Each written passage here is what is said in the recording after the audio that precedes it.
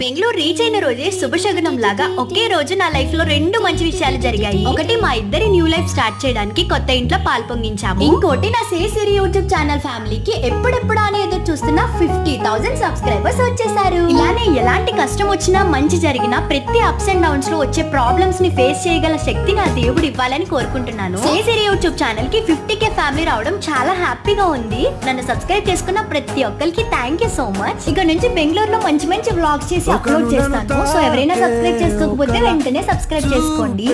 నిన్నిలా నన్నే మార్చెనా నువ్వయ్యేలా, ఓ మనసును లాగే మాయలా వేసే ఓవలా, నీ నవ్వులే నేడిలా, ఓ ఆయి నీలో ఉన్న నీలోనే ఉన్న నీ ప్రేమే నే కోరుకున్నా.